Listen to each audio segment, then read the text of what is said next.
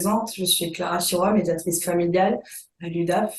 Bonsoir d'abord à toutes et à tous et bienvenue sur ce webinaire.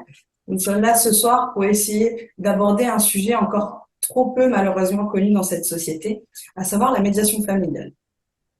Pour démarrer ce webinaire, je vais tout d'abord essayer de déconstruire les termes que nous avons choisis pour ce titre, à savoir les conflits familiaux, la médiation familiale et ses passerelles, afin de vous permettre d'y voir un peu plus clair aussi sur ce que nous allons aborder ce soir. Les conflits familiaux, tout d'abord. Qu'est-ce qu'un conflit? Généralement, quand on parle de conflit, cela renvoie à tout à chacun une notion assez négative, puisque cela peut réveiller des émotions pas toujours très agréables.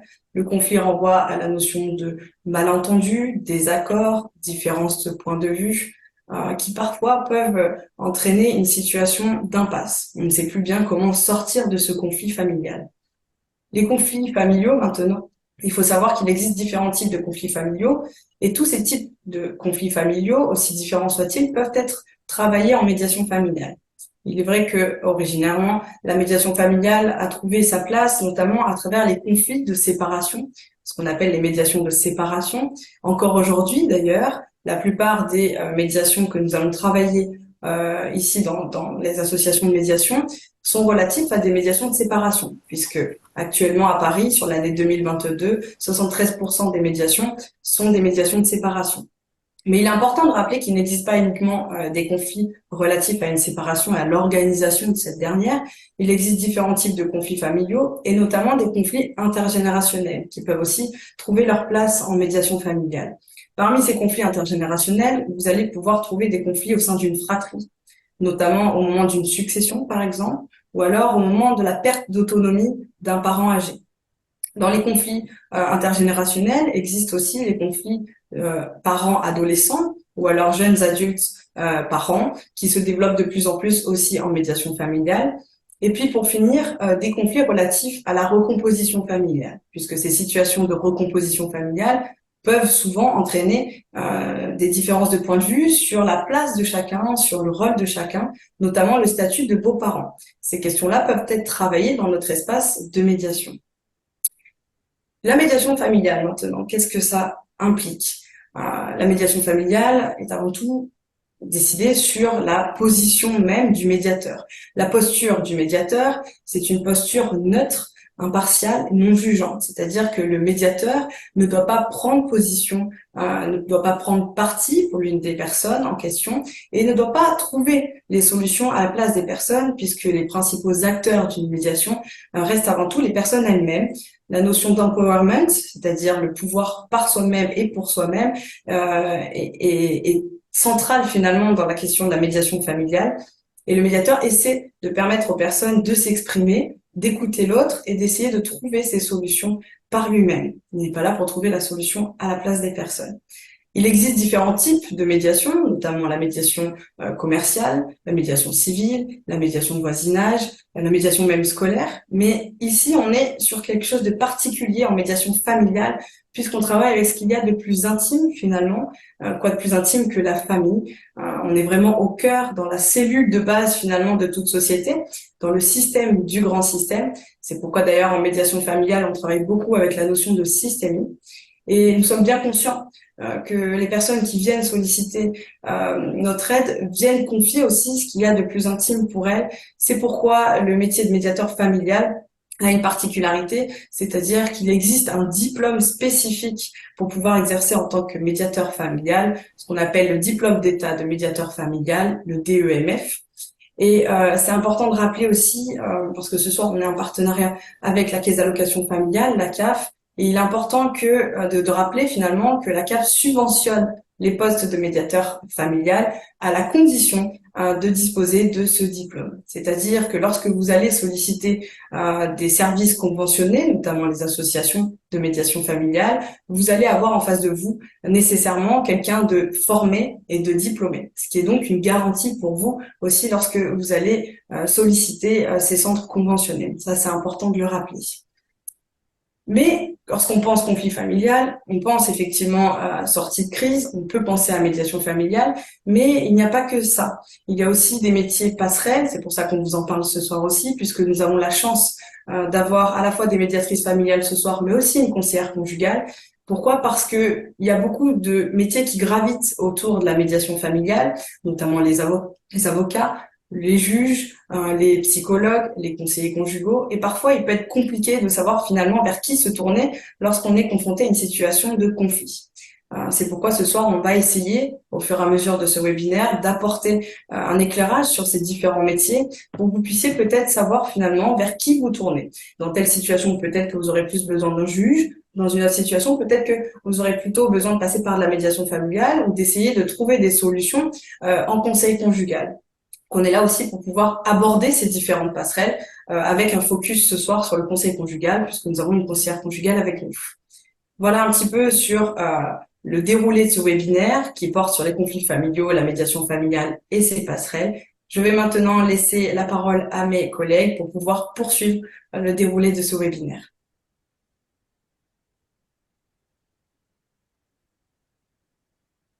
Je prends la parole. Donc, merci Clara pour cette présentation générale de notre webinaire. Je suis Sylvie Decamp, médiatrice familiale.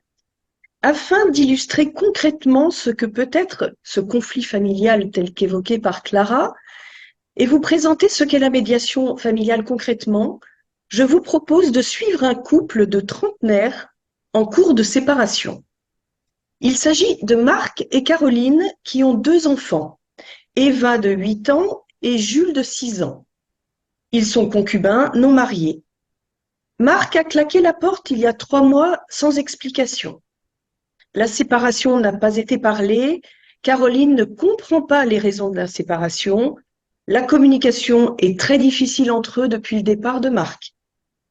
Ils doivent organiser concrètement les conséquences de leur séparation et de leur coparentalité, car la situation n'est plus vivable, ni pour eux, ni pour les enfants. Les enfants, pour l'instant, vivent avec leur maman. Ils passent un week-end de temps en temps chez leur père, sans calendrier précis. Selon leur mère, les enfants reviennent toujours de chez Marc avec une valise incomplète et les devoirs non faits. Cette situation conflictuelle entraîne des retours chez Caroline très difficiles. Selon leur père, Caroline, de son côté, est trop stricte avec les enfants, notamment sur l'heure du coucher et l'interdiction de regarder la télévision le soir. La situation est bloquée, Marc et Caroline n'arrivent pas à se parler et chaque sujet fait l'objet de longues discussions et désaccords. Ils décident donc de faire appel à un tiers pour les aider et vont solliciter l'intervention d'un médiateur familial pour reprendre une communication plus apaisée et trouver des solutions conformes aux besoins de chacun. Mais comment faire pour contacter un médiateur familial? C'est ce que va nous expliquer Anne maintenant. Bonsoir, moi je suis Anne Déniel, médiatrice familiale. Et en effet, après la présentation de Sylvie, je vais relater la manière dont Marc s'adresse à une médiatrice familiale pour amorcer la démarche de médiation, envisager si c'est possible, si ça répond à son besoin et aux besoins de la famille plus largement. Donc Marc prend contact avec une médiatrice familiale dans un centre proche de chez lui. Il en a entendu parler par sa sœur. Concrètement, c'est tout simple. Il a téléphoné, le secrétariat qui a pris son appel lui a proposé un rendez-vous individuel pour qu'il vienne d'abord s'informer sur la médiation familiale. Ce temps de 45 minutes à 1 heure va lui permettre, normalement, de se faire expliquer la médiation familiale et d'exposer de sa part sa situation familiale, le conflit qu'il traverse, les attentes qu'il a de changement de cette situation. Cet entretien, qu'on appelle un entretien préalable à la médiation familiale, est pris en charge par les financeurs des services conventionnés, notamment la CAF, avec laquelle nous organisons ce webinaire. Je me mets dans la situation de vous exposer que j'ai rencontré Marc quelques jours après la prise de son rendez-vous. Il m'a expliqué rapidement que depuis son départ de la maison et son installation momentanée dans un studio, le dialogue était quasiment rompu avec la mère de ses enfants, Caroline. Marc n'arrive pas à ouvrir une discussion sur l'organisation de la séparation et surtout, il se plaint parce qu'il voit très, très peu ses enfants. Je commence par lui présenter la médiation familiale. En premier lieu, la médiation, ouvre un espace neutre pour se réunir entre parents, ici Marc et Caroline, afin de retrouver le chemin du dialogue.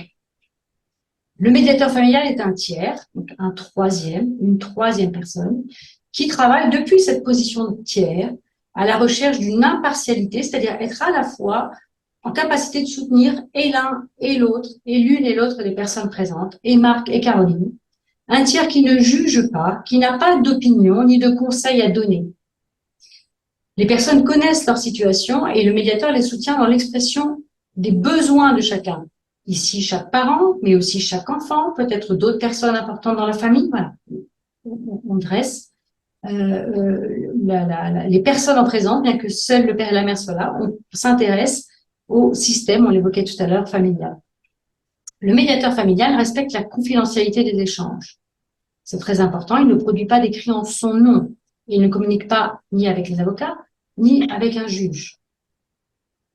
Marc était un peu confus, car il voulait que ses enfants viennent raconter, ici, dans cet espace de médiation familiale, qu'ils veulent voir leur papa, mais qu'ils n'osent pas le dire à leur mère, parce que, visiblement, elle est très triste ou elle serait en colère lorsqu'il parle de lui.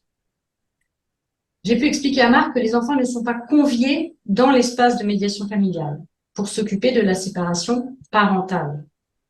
En revanche, et Marc l'avait déjà bien compris, parce que c'était un moteur pour s'adresser à une médiatrice familiale, les enfants ont besoin que leurs parents puissent discuter et s'entendre après la séparation sur le maintien de leur lien avec chacun des parents, même des parents qui vivent dans des lieux différents. Avec Marc, nous avons commencé à évoquer d'autres sujets concrets qui peuvent animer les parents, le budget pour les enfants, le planning de la semaine avec des activités outre l'école, les vacances, les relations grands-parents, etc. J'ai expliqué aussi à Marc les aspects pratiques et financiers de la médiation familiale. Un rendez-vous dure environ 1h30. Les parents se réunissent selon un planning que nous avons déterminé ensemble. Généralement, les rendez-vous s'espacent de 2 semaines à peu près. Pour prendre part à une médiation, il faut payer une participation selon le barème de la CNAF, Caisse nationale des allocations familiales, qui est valable pour tous les services que la CAF finance. Et cette participation est dépendante des ressources personnelles de chacun. Elle est individualisée, donc les 2 parents ne vont pas nécessairement payer la même chose. Et c'est un coût qui est une contribution qui est à verser à chaque rendez-vous par chaque parent. Alors, le barème est très large et très étendu. Il y a pratiquement 80 tranches, enfin, telles que nous l'avons développé. C'est une formule, mais après développée dans un barème. Je vais vous prendre un exemple très concret. Pour une personne dont les revenus mensuels, après charge sociale, mais avant prélèvement de l'impôt à la source désormais, dont le barème de revenus s'établit entre 2601 et 2650 euros, vous voyez, une tranche resserrée, très resserrée. Le coût d'une séance de médiation s'élève à 36 euros.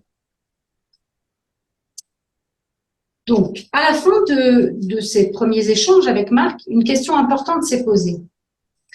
Comment faire venir Caroline? Marc pensait que c'était vraiment une approche qui pouvait les aider, les soutenir, mais il avait peur que Caroline refuse. D'une certaine manière, n'était-elle pas bien contente que les enfants soient avec elle la plupart du temps après cette séparation? Nous y avons réfléchi. Est-ce que réellement Caroline avait un intérêt à venir en médiation? Est-ce qu'elle cherchait à atteindre Marc ou pouvait-elle, elle aussi, se rendre compte que les enfants souffrent de la situation et ont besoin que les adultes, que leurs parents s'occupent de régler leurs conflits? Et en effet, vu sous cet angle, Marc pensait réellement que Caroline allait sentir le besoin des enfants et s'appuyer sur ce besoin des enfants pour retrouver le chemin du dialogue avec le père de ses enfants, avec Marc. Dans ce cas, on a réfléchi sur la manière d'informer Caroline de cette démarche envisagée par Marc, pour l'inviter elle aussi dans cet espace de médiation. En l'espèce, Marc n'était pas prêt à le faire lui-même. Il pensait que ça pouvait même contribuer à mettre en échec la demande et la démarche. Donc, il m'a demandé si je pouvais le faire, ce qui est le cas. En tant que médiatrice, j'ai adressé un courrier, en réalité un mail à Caroline pour l'inviter à son tour à me rencontrer seule. Vous voyez, cette démarche d'impartialité, elle aussi pouvait disposer d'un temps de rencontre individualisé. Ce sera également un entretien financé pour elle et sans engagement sur la suite qu'elle voudra donner.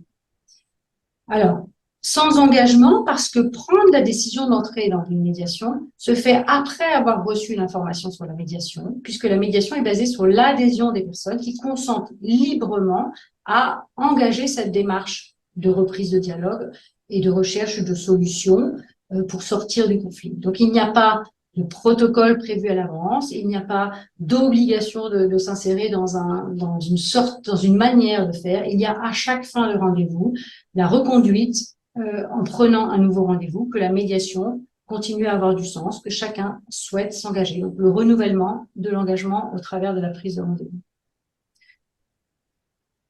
En l'occurrence, après avoir invité Caroline à venir me rencontrer pour elle aussi recevoir cette information, ils ont tous les deux souhaité s'engager dans un processus de médiation familiale. C'est ma collègue Clotilde qui va vous expliquer le déroulement de ce qui s'est passé, le démarrage. Alors, dans notre animation ce soir, j'évoque le fait que Clotilde va vous évoquer, va développer la phase vraiment de médiation, mais dans une médiation habituelle, la médiatrice ou le médiateur qui a été en contact avec les personnes pour les recevoir et les informer, conduit avec, en tout cas c'est comme ça que ça se passe chez vous, conduit avec ces personnes les entretiens de médiation à proprement parler. Clotilde. Merci Anne. Alors je vais poursuivre pour expliquer rapidement le déroulé d'une médiation. Bien sûr, je vais être assez rapide. Alors en fait, lorsque chacun a reçu une information sur la médiation et donné son accord pour y participer, la première séance peut avoir lieu. Lors de la première séance, chacun va exprimer le conflit de son point de vue et ce qu'il ressent devant l'autre avec l'écoute du médiateur. La première séance est souvent un moment très émotionnel. Les personnes ne sont pas toujours au même niveau d'acceptation de la séparation. L'un peut exprimer une souffrance, l'autre une volonté de distance. Le rôle du médiateur est de les aider à ce que chacun s'exprime réellement, sincèrement. Le médiateur va reformuler la pensée en allant au plus proche de la pensée de chacun. La reprise du dialogue peut les conduire à construire ensemble une solution. La liste des sujets qu'ils doivent aborder sont identifiés, sont nommés par chacun d'une façon différente, avec le ressenti de chacun. Les attentes par rapport à la médiation sont également bien exprimées. Les attentes sont alors interrogées par le médiateur. Dans le cas de Marc et Caroline, Marc exprime son souhait de revoir les enfants. Et Caroline exprime une demande d'explication de la séparation. On se situe à deux niveaux, au niveau parental et au niveau conjugal. Le travail de médiation va les aider à distinguer ce qui est du conjugal et ce qui est du parental. Par exemple, au niveau conjugal, Caroline est encore très en colère au sujet de la séparation incomprise. Marc, de son côté, est frustré de ne pas avoir été entendu. Il est parti du jour au lendemain en claquant la porte. En réalité, ce qu'il arrive à exprimer en médiation, c'est qu'il a essayé pendant des mois, peut-être même des années, d'exprimer son mal-être dans le couple, et puis il n'y a pas réussi. Alors le moyen qu'il a trouvé, c'était de partir en claquant la porte. Mais il est décidé au niveau de la séparation. Il veut plus revenir en arrière. Et lui, ce qui l'intéresse, alors en ayant entendu et compris ce que dit Caroline, c'est de recréer un lien avec la mère de ses enfants au sujet des enfants. Voilà. Donc, une première séance va en général servir à ce que chacun vienne jeter les cartes sur la table pour pouvoir passer à la suite. Ils reprennent un rendez-vous dans un délai environ de 15 jours. Parce qu'un temps est nécessaire entre deux séances pour accepter, assimiler ce qui a été dit. Chacun va réfléchir à ce qui a été dit, à ce que l'autre a dit, pour pouvoir passer à la séance suivante. La deuxième séance se déroule. La colère de Caroline est un peu estompée. Elle comprend que les enfants ont besoin de voir leur père et qu'il y a des sujets urgents à aborder, des sujets matériels, concrets. Mais de cette manière-là, ils peuvent être plus facilement abordés. Peut-être il faudra revenir un peu sur ce qui est émotionnel, mais le dialogue est devenu possible. Et il y a des urgences du calendrier. Caroline accepte un week-end sur deux, de façon régulière, peut-être un mercredi, une fois de temps en temps, ou peut-être un mercredi toutes les semaines. Ce sont des sujets qui sont vraiment discutés d'un côté, de l'autre. Et puis, voilà, des séances suivantes vont pouvoir être organisées, 2, 3, jusqu'à 6 ou 7 séances. Et au cours de ces séances, ben, les sujets vont être abordés pour pouvoir répondre à une nouvelle configuration dans leur façon, dans la nouvelle façon de vivre. Des sujets au sujet, bien sûr, de l'organisation, la résidence des enfants, les questions financières et tout autre sujet qui sont personnels. Chaque médiation est différente. Voilà. Voilà ce que je peux vous dire un peu rapidement de ces séances de médiation qui bien sûr se déroulent de façon beaucoup plus détaillée, beaucoup plus précise. Mais je vais passer la parole à ma collègue Marie-Jeanne qui va un petit peu vous expliquer peut-être plus l'esprit et la théorie de la médiation. Marie-Jeanne, je te donne la parole. Merci Clotilde. Bonsoir à toutes et à tous. Donc, je suis Marie-Jeanne Malangeau, médiatrice familiale à l'UDAF. Après l'exposé de Clotilde sur la description de la situation de médiation de Caroline et Marc, et notamment de la première séance de médiation et des suivantes, je vais prendre appui sur ce qu'a décrit Clotilde pour vous présenter l'aspect un peu plus théorique de la médiation, ce que le médiateur peut mettre en place pour accompagner au mieux la demande de médiation des personnes. Alors tout d'abord, la médiation familiale est un processus inscrit dans le temps, qui a un début et une fin, qui est à chaque fois parlé avec les personnes.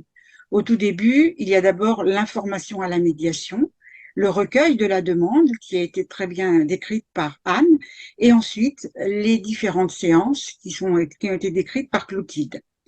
Au début de ce processus, une des premières choses qu'a demandé Clotilde à Caroline et à Marc, qu'est-ce que vous attendez de la médiation? Alors la réponse de Caroline était de comprendre pourquoi Marc était parti si soudainement, en claquant la porte, comme elle a dit. Et la demande de Marc, c'était de retrouver sa place de père et d'accueillir ses enfants chez lui. A priori, on pourrait penser que c'est pas la même situation de médiation, c'est pas la même famille. Et on va se demander comment ces personnes vont pouvoir se parler de sujets communs et prendre des décisions communes, et se comprendre et réfléchir ensemble à la situation. Pour permettre la compréhension mutuelle et faire décentrer Caroline et Marc de leur position initiale, le médiateur va utiliser un certain nombre d'outils. Qui va les permettre de se retrouver sur le commun et de pouvoir, par exemple, traiter successivement de la relation conjugale, de la séparation, qui était la demande initiale de Caroline, et ensuite de pouvoir poser les bases de leur relation de parents séparés, qui était la demande de Marc. Alors, ces outils sont d'abord des techniques de communication, telles que la reformulation, l'écoute mutuelle. Il existe aussi un autre outil que l'on appelle le génogramme ou alors la carte familiale, où à ce moment-là, va être posé sur un tableau, sur le paperboard. Chacun va déposer sa situation d'origine, voilà, sa famille d'origine, la famille actuelle, va déposer sur ce tableau, va parler des événements heureux et malheureux aussi de leur vie, et va avoir ainsi une vision beaucoup plus globale des liens, de la relation, des liens entre chaque personne de la famille. Euh, le médiateur aura également demandé à chaque personne en début de séance, et ça à chaque séance, les objectifs qu'elle s'est fixés. Pour ce faire, le médiateur aura à cœur de mettre à jour les besoins des parties, les besoins de chaque personne. Par exemple, Marc va exprimer le besoin de reprendre sa place de père, de voir ses enfants régulièrement. Caroline, le besoin d'être reconnue dans sa souffrance face à cette séparation qu'elle dit brutale. Et puis, ils vont réfléchir, ils vont poser aussi les besoins de leurs enfants. Voilà. Qu'est-ce que ce dont les enfants ont besoin dans cette séparation? Un besoin de reconnaître qu'ils ont besoin d'aide aux devoirs, d'avoir une certaine stabilité, que les affaires de chacun ne se perdent pas entre les deux maisons, et réfléchir ensemble, avec le soutien du médiateur, à savoir comment répondre aux besoins de ses enfants.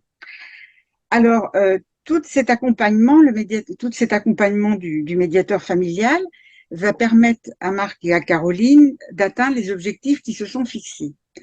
Une communication apaisée, une compréhension sur la séparation, un calendrier pour la résidence ou pour les questions financières. Le processus de médiation familiale aura alors abouti et prendra fin. Il est possible que malgré la communication qui s'est installée, malgré les échanges, Caroline et Marc n'arrivent pas à se mettre d'accord. Et nous allons voir donc avec Sylvie, que vous avez déjà entendu tout à l'heure, ce qui peut se passer pour Caroline et Marc après la médiation. Voilà, je passe la parole à Sylvie. Merci de votre écoute. Merci Marie-Jeanne. Alors, en effet, que se passe-t-il à la fin d'une médiation?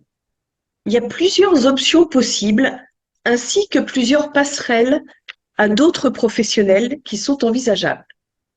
Notons qu'une médiation réussie n'oblige pas à la conclusion d'un accord. Les personnes peuvent se satisfaire d'une écoute mutuelle, de la compréhension des besoins de chacun, ou d'avoir pu simplement élaborer ensemble en séance des solutions aux conflits existants. Mais souvent, les médiations se terminent soit par des accords écrits, soit par des accords oraux. Dans ce cas, plusieurs possibilités. Première option, Marc et Caroline ont pu trouver des accords parentaux qui ont été rédigés en médiation et ils en sont satisfaits. Ils ne souhaitent pas les porter devant la justice. D'ailleurs, ce n'est pas une obligation, puisque ces accords valent déjà contrat entre eux. La médiation s'arrête donc avec la signature de ces accords. La deuxième option, il se peut que Marc et Caroline soient parvenus à un accord écrit, mais souhaitent en plus tous les deux le faire homologuer, c'est-à-dire le faire valider par un juge aux affaires familiales, afin de lui donner force exécutoire. En d'autres termes, lui donner valeur de décision de justice. Pour ce faire, ils signeront une requête conjointe à laquelle ils joindront leur accord de médiation. Sans audience, le juge entérinera l'accord et le transformera en décision de justice, c'est ça l'homologation. La troisième option, Marc et Caroline ont pu arriver à un simple accord partiel et pas total. Et l'un d'eux peut vouloir porter leurs différends devant la justice à l'issue de la médiation pour traiter les points non réglés en médiation. Alors, il va saisir le juge aux affaires familiales, cette fois-ci d'une requête unilatérale, pour voir fixer, par exemple, la question de l'exercice du droit de visite et d'hébergement si elle n'a pas été fixée, la question des modalités financières si les parties ne sont pas d'accord. La quatrième option, il est possible que Marc et Caroline se satisfassent d'accords oraux et mettent un terme à la médiation sans accord écrit. Encore une fois, ces accords écrits ne sont pas obligatoires, mais peuvent rassurer les personnes. Les accords oraux peuvent permettre aux médiés d'échanger et de se parler de sujets jusqu'alors impossibles ou difficiles à aborder en direct. Ça peut leur permettre de s'écouter et de se comprendre, et cela peut suffire à débloquer les situations conflictuelles. Vous vous demandez peut-être s'il y a un bon moment pour entrer en médiation. Alors que le juge soit saisi ou non, la médiation est possible à tout moment, en fonction de la volonté des personnes. Si le juge est déjà saisi, il pourra y avoir des renvois d'audience pour permettre à la médiation de se dérouler. Plus généralement, les médiations sont post-sententielles, c'est-à-dire après que le juge ait fixé une ordonnance. Et le but est de voir modifier ou rectifier certaines dispositions de ces ordonnances. Malgré les accords intervenus en médiation, il arrive que les personnes, à l'issue du processus, vivent très mal la décision de séparation. Dans notre cas, il est probable que Caroline ait besoin d'être soutenue et accompagnée émotionnellement par un thérapeute. Une passerelle est alors possible vers la thérapie. Le médiateur orientera alors Caroline vers un service de conseil conjugal. Pour vous expliquer cette passerelle, je vais passer la parole à Alix, ici présente, conseillère conjugale et thérapeute de couple. Merci. Vous m'entendez, hein? Oui. Merci Sylvie. Alors, bonjour à toutes et à tous. Donc, effectivement, je suis Alix Chaudière et conseillère conjugale et thérapeute de couple. Alors voilà, donc je reçois effectivement Caroline qui, bien qu'elle ait, comme tu as dit Sylvie, bien qu'elle ait trouvé un accord parental, en fait, souffre tout de même de cette séparation. Donc je la reçois et en fait je vois avec elle, on réfléchit ensemble sur ce qui pourrait le mieux l'aider. Et alors ça peut prendre plusieurs formes, ça peut prendre d'un soutien effectivement thérapeutique, c'est-à-dire Caroline me dit que quand elle est avec ses enfants, parfois elle pleure, elle s'effondre un peu et voilà, elle aimerait que ça la gêne et elle aimerait protéger ses enfants de cela et donc voilà, elle aimerait qu'on fasse un travail ensemble. Ça peut prendre aussi la forme d'un travail de compréhension de ce qui s'est passé, pourquoi Marc a dû passer par claquer la porte pour pouvoir finalement pour pouvoir se séparer. En fait, c'est ça. Donc, le fait de comprendre ce qui s'est passé peut permettre aussi de l'apaiser. Et puis, ça peut prendre aussi la forme ça peut permettre aussi que Caroline aussi s'approprie la décision de cette séparation. C'est-à-dire qu'elle peut dire à un moment donné, bah oui, moi, c'est moi aussi qui quitte Marc, ce qui lui donne une position plus active.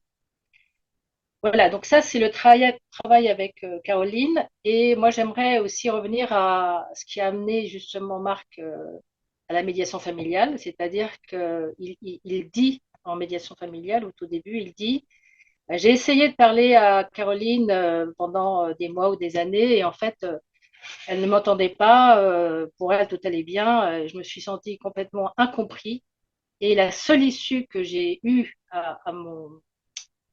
je sais pas comment dire, enfin, la seule issue que j'ai trouvée, c'était de claquer la porte, de partir sans parole, en fait, de quitter Caroline sans avoir pu dire quoi que ce soit.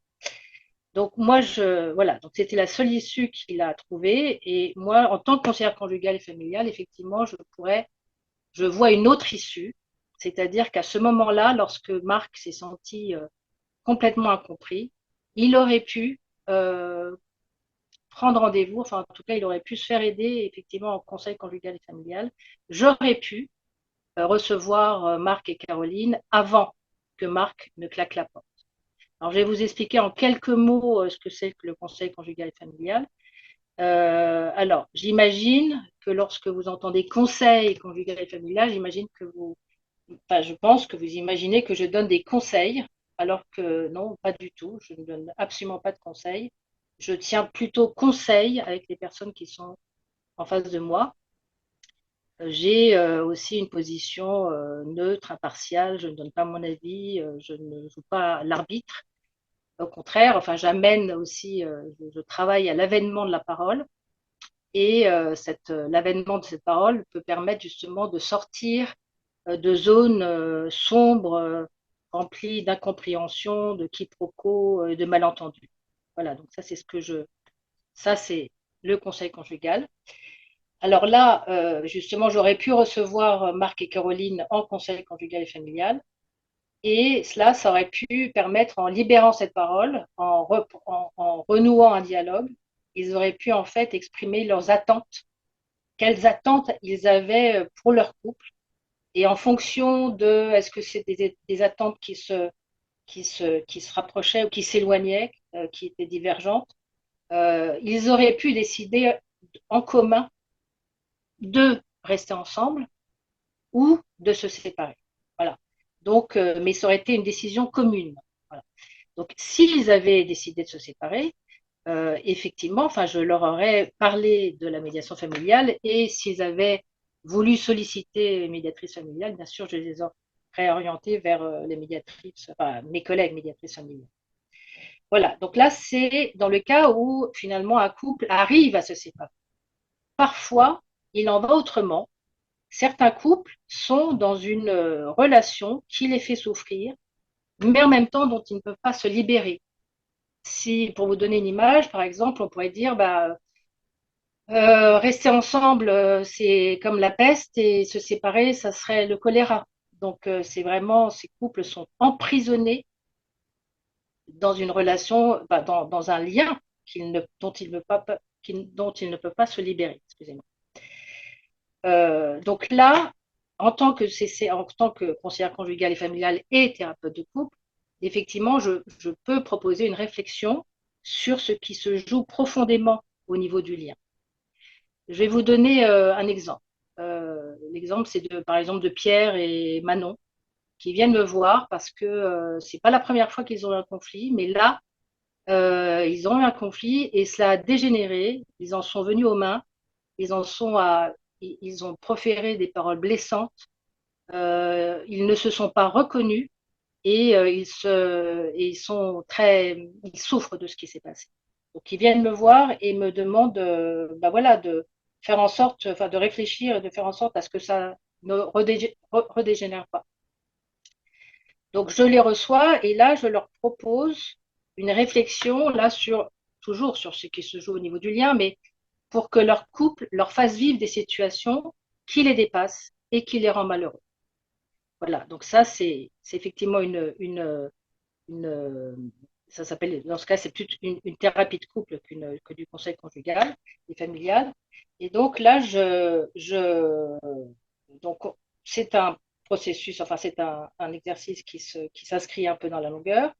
Et donc, au cours de ce travail, en fait, ils ont découvert en quelque sorte, que leur couple servirait de réceptacle à toute cette colère, agressivité, frustration qui jusqu'alors avait accumulé en eux et qui enfin pouvait se déverser dans leur couple. Alors, elle s'était accumulée en eux parce que ils se devaient en fait de ne pas l'extérioriser envers les personnes concernées. Ça serait par exemple des parents, des grands-parents, qu'ils se devraient de protéger. En revanche, leur couple aurait pu tout supporter et tout endurer, mais non, ces personnes-là, il fallait les protéger. Donc là, ils découvrent cela ensemble. Et en fait, ça permet que si cette agressivité se réinvite dans leur couple à l'avenir, ils puissent en fait prendre un peu de distance. C'est-à-dire, on pourrait donner l'image on peut faire un pas de côté afin que toute cette agressivité ne les touche pas en plein cœur. Voilà, afin d'éviter finalement si on est touché en plein cœur parce qu'on est dit, on peut avoir une réaction épidermique. Et donc ça pourrait éviter justement d'avoir une réaction épidermique et ça peut permettre de désamorcer une situation conflictuelle qui aurait pu dégénérer. Voilà. Donc, bon, écoutez, je vous remercie. Et puis, je redonne la parole à Monsieur Caro. Oui, merci à toutes de cet exposé, pardon, et de se dérouler. Vraiment très, très intéressant puisqu'il décrit par le menu les séances de médiation et puis l'une des passerelles, en tout cas le conseil conjugal. Alors, je vois qu'il y a